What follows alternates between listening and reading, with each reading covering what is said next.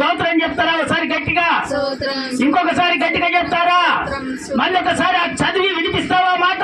అయితే ఒకడు కూరాకులు ఏరుటకు పొలములోనికి పోయి వెర్రి ద్రాక్ష చెట్టును చూచి దాని గుణం ఎరగక దాని తీగలు తెంపి ఒడి నిండా తీసుకొని వచ్చి వాటిని తిరిగి తరిగి కూరకుండలో వేసెను.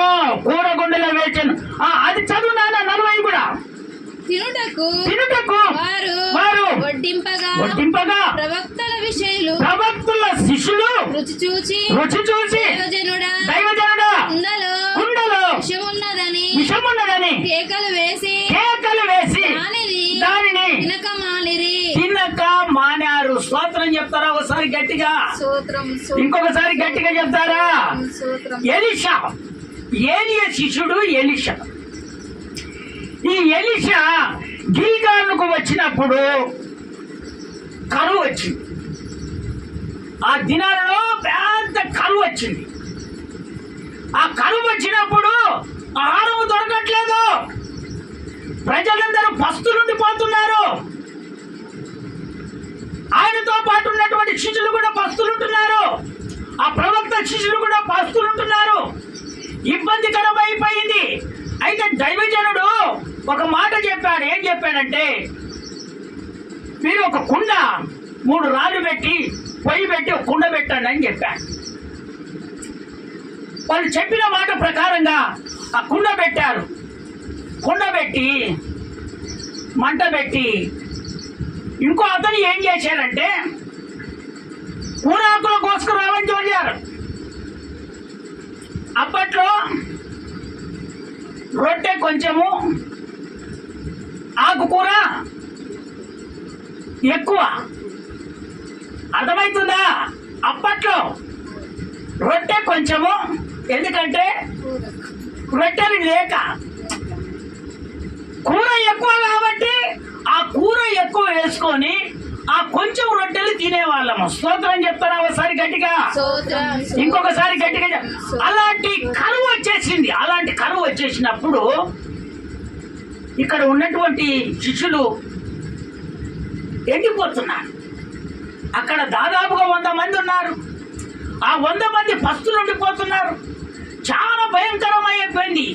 అయితే దైవజనుడు చెప్పాడు, అయ్యా అట్ట వెళ్ళి ఆకుకూరను కోసుకొని ఆ కుండ పెట్టినటువంటి కడిగి ఆ కుండలో వేస్తే అందరము పుష్కలంగా తింటామని ఆ దైవజనుడు చెప్తే వెంటనే ఆయన వెళ్ళిపోయాడు. దాన్ని గమనించలేదు. దాన్ని గమనించగా వెర్రి ద్రాక్ష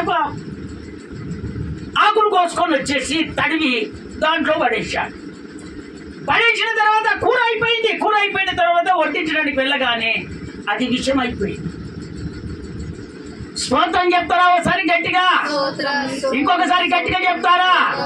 అందుకని దేవుని బిడ్డారా, ఇలాంటి విషము కలిగినటువంటి వాళ్ళు ఉంటారు. వాళ్ళు దేనికి సాదృశ్యము తెలుసా? సంఘాన్ని చెడగొడతారు, దేవుని బిడ్డలను చెడగొడతారు, మాయ మాటలు చెప్తారు. అందుకనే గ్రహించాలి. గ్రహించకపోతే, తెలుసుకోకపోతే దేవుని సన్నిధిని వదిలిపెడతావు. పరిశుద్ధత కలిగినటువంటి సంఘాన్ని నువ్వు వదిలిపెట్టుకుంటావు. దేవుడే పొమ్మని చెప్పడు, నీ అంతటిగా నువ్వే వెళ్ళిపోతావు. అలాంటి వాళ్ళ మాటలు పట్టుకొని దైవజనునికి ఎగస్తూ మాట్లాడతావు, దేవునికి ఎగస్తూ మాట్లాడతావు. ఈ విధంగా మాట్లాడటం వలన నీ జీవితాన్ని సంపూర్ణత కలిగి జీవించే నీ జీవితాన్ని నీ అంతటిగా నీవే చెడగొట్టుకుంటావు. స్తోత్రం చెప్తారా ఒకసారి గట్టిగా? ఇంకొకసారి గట్టిగా చెప్తారా? ఇతడు గ్రహించలేదు, అది ఏరిదని తెలియలేదు. తీసుకురాగానే వండారు. ఇక తిందామని పెట్టుకునేసరికి మొత్తం దాంట్లో విషయం ఉన్నది. స్తోత్రం చెప్తారా ఒకసారి గట్టిగా? ఇంకొకసారి గట్టిగా చెప్తారా?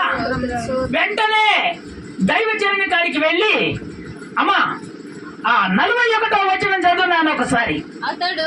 అతడు పిండి కొంత తెమ్మనను. వారు తేగా వారు తేగ కుండలో కుండలో దాన్ని వేసి జనులు భోజనము చేయుటకు వడ్డించుడని చెప్పెను. వడ్డింపగా వడ్డింపగా ఆ కుండలో మరి మరి ఏ జబ్బు ఏ జబ్బు కనిపించలేదు. స్తోత్రం చెప్తారా ఒకసారి గట్టిగా? ఇంకొకసారి గట్టిగా చెప్తావా? అందుకనే దైవజనుడు అక్కడ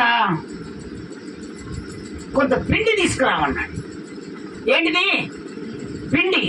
ఆ పిండి తీసుకొని వచ్చి దేవునికి కృతజ్ఞత స్తుతులు చెల్లించి, యేసయ్యా యేసయ్యా నీ బిడ్డలు పస్తులలో ఉన్నారయ్యా, ఇదిగో కరువు వచ్చేసిందయ్యా, ఇంతమంది బాధపడుతున్నారయ్యా, ఆహారం లేక అలవటించిపోతున్నారయ్యా అని ఆ సంపూర్ణత కలిగినటువంటి దైవజనుడు ప్రార్థన చేయగా, ఎప్పుడైతే ఆ కూర అదే ఆ కుండలో ఆ పిండి వేశాడో వెంటనే అక్కడ ఉన్నటువంటి ఆ చెడు స్వభావం అంట ఆ విషమంతా పోయింది. స్తోత్రం చెప్తారా ఒకసారి గట్టిగా? ఇంకొకసారి గట్టిగా చెప్తారా? అందుకనే నా దేవుడు కోరుకున్నా ఆ సంపూర్ణమైనటువంటి భక్తి నీలో రావాలి. ఆ సంపూర్ణంగా నువ్వు ఉంటే దేవునికి అసాధ్యమైనది ఏది లేదు. ప్రతిదీ నా దేవుడు చేయగలుగుతాడు.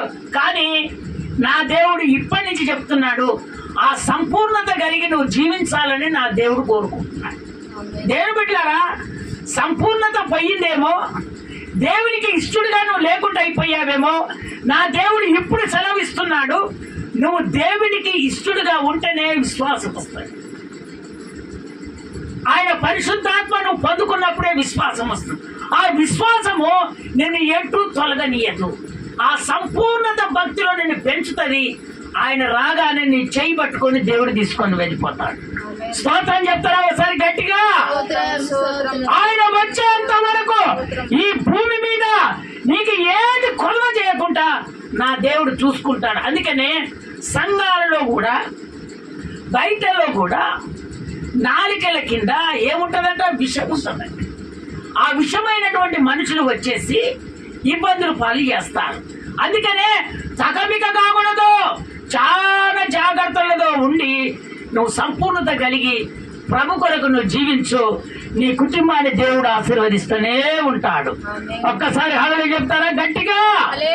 అందరం ఈ మాటలు దేవుడు తన విడికుల్లో దీవించును గాక. అందరం నిలుమొక్కల మీద ఉండి తీర్మానం చేసుకుందాం. అందరం నిలుమొక్కల మీద ఉందాం. అందరం నిలుమొక్కల మీద దేవుని ఎదుట తీర్మానం చేసుకుందాం. ప్రభు స్తోత్రం నాయన, యేసయ్యా స్తోత్రం నాయన. అయ్యా